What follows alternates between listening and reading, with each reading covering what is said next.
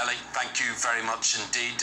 Thank you very much indeed. You're being quite vocal with what you have to say today. It's funny how the initial shock and then people become very reflective and emotional about things. And as this week progresses, will the inauguration of the new king be political or not? Because he's being accompanied around the UK with the Prime Minister, Liz Truss.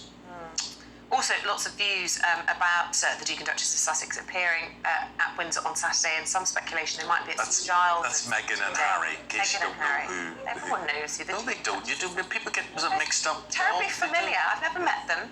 Anyway, Dylan, or Dian, I should say, has got in touch on email. I lost my siblings when they were young with illness. I would give anything to have them back. I wish Harry and William could please make friends. Life is short and goes quickly. And I have to say, seeing the brothers together, you know it's something that Her Majesty the Queen would love. She was so fond of those boys. She took such good care of them after they lost their mother. To see them shoulder to shoulder, I think, was a lovely thing on Saturday. Chris says, Harry should scrap the book. Airing your linen in public on your family is not the done thing. I'm sure that would help the reconciliation process. But you see, you all forget, you all miss out on something. I hear you two chirping in here, right? Got big but families, I'm just talking about families, are so imperfect, because what happens, how many people, brothers marry and the mother doesn't like it, or whatever it happens to be. Families become alienated when someone else comes into the family. Yeah. So it doesn't matter about the two brothers, there are two sister-in-laws to take into account here as well. I totally understand, and they're only human. They are only human, and that's why, I've got a younger sister, and same age difference between the two boys, and I would rather die than fall out with her. She would literally have to murder someone for me to actually blank her. Doesn't matter who she marries, who she's with, she's still my sister, she always will be. And I just want that for the boys as well. I know I'm being romantic about it, but I just really wish. But I couldn't imagine under what circumstances. I know Biggins was talking about wills and things, that wills meaning not wills and Harry, a will. Yeah. Someone dies, last will and testament and all that sort of thing. How in everyday families it can make a big difference.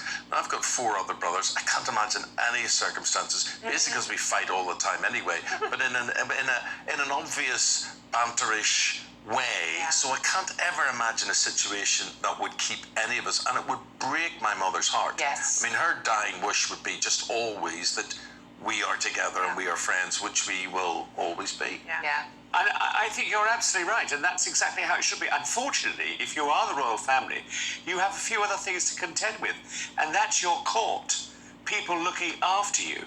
And I think they're a lot to blame.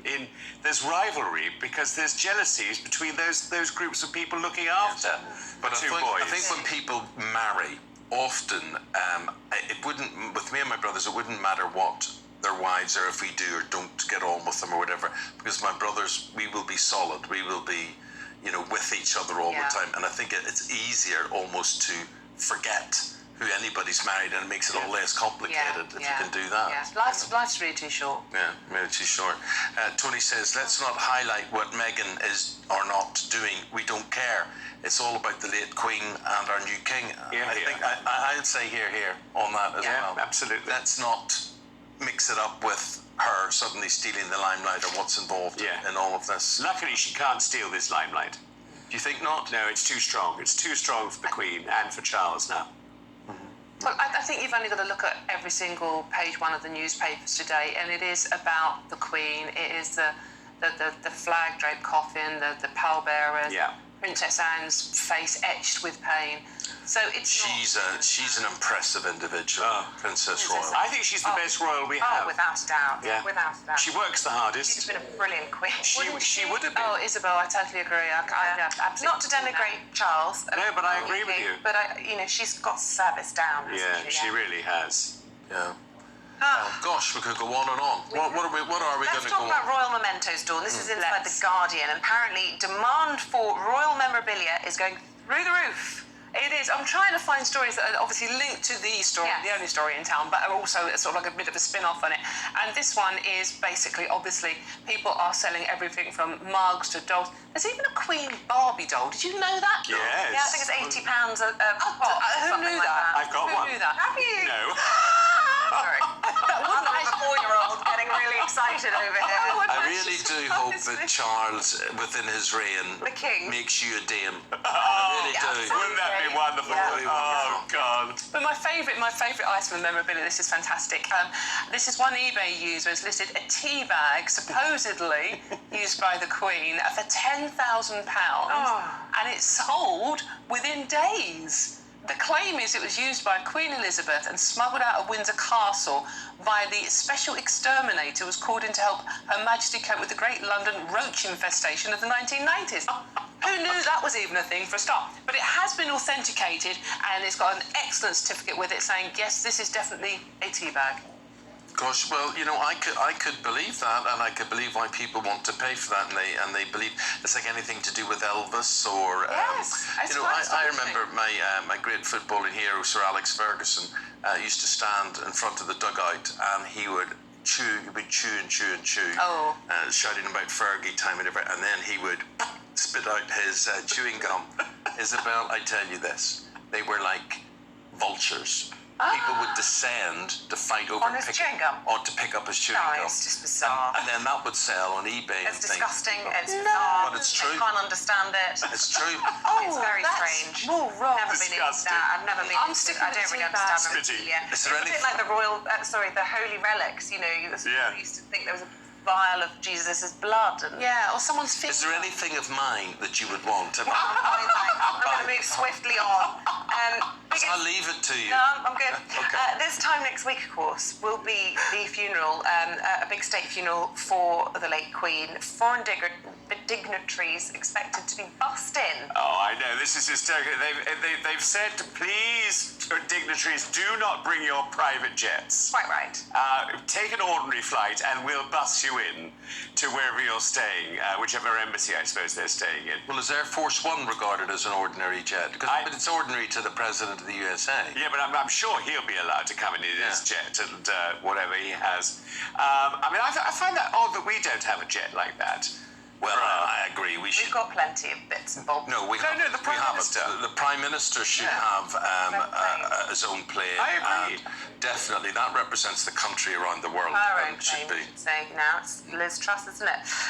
So tell us more about the funeral then. So they're going to, I mean, it doesn't sound quite right getting them bussed in, but let's not forget, actually, I think they did this during some of the royal weddings in Windsor, didn't they? To try and get people from A to B, A-list. That's right.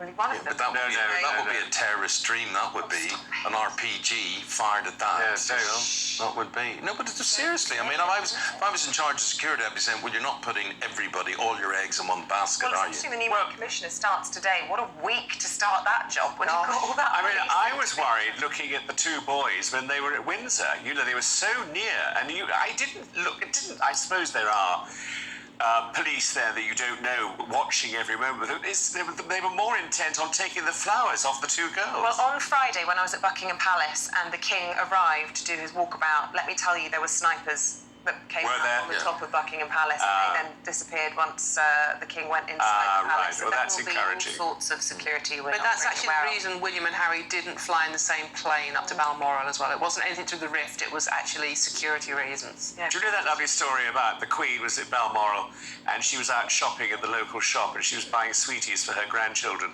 and the woman behind the counter said, "You know, has anyone ever told you look exactly like the Queen?" And the Queen looked at her and said, "How very reassuring." Well, Isabel's granny looked like the Queen. Well, in her Balmoral clothes, when yeah. she'd wear a tartan skirt and a cardi and a whatever. walking stick. Yeah.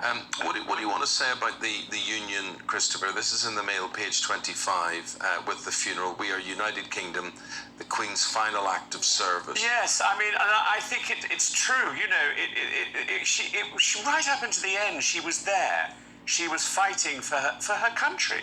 I mean, you know, when those photographs that we saw, she looked frail, but she looked wonderful in a way, you know, and yet a few hours later she was dead.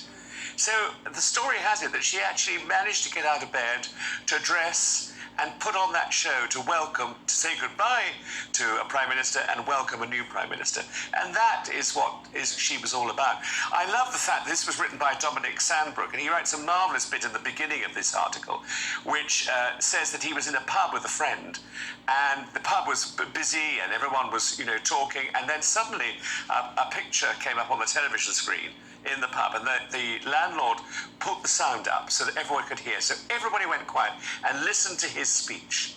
And at the end of it, they all burst into applause. Yeah. And the pub across the road, there was the echo of the applause from their pub. So I think that's what is wonderful about the new king. He's got a whole new audience. I heard a story today on radio about a woman in a pub. There was people in a pub, and she stood up and she said, "I'd like you all to raise a glass to the memory of Her Majesty the Queen." And everybody did. Everybody did. Oh dear, could it go That's now? nice. And what I would like to say as well is, so many people make this country great. The pallbearers who carried Her Majesty's coffin, the courtiers, the people who lined the road for yesterday between Balmoral and Edinburgh. Any of you who just turn out to show your respect. I think, Biggins, it shows that there are so many people who are born for service, who serve, who are proud to serve, and who we rely and take for granted on, and they do such a marvellous job, particularly in the armed forces, and we take them there for granted. And how beautiful, Dawn, was that yesterday? How dignified was that whole procession? Incredibly moving, it really was. And she went through the local villages, and there were farmers in the fields along the way who were doffing their caps, and just incredibly emotional scenes. They really are. And I think at Balmoral and in Edinburgh, her close staff were able to go and pay their respects. We're going to pay our respects now to one of the people we're talking about there. GB News viewer, he's got in touch. We've got back to him. He's James Mackin.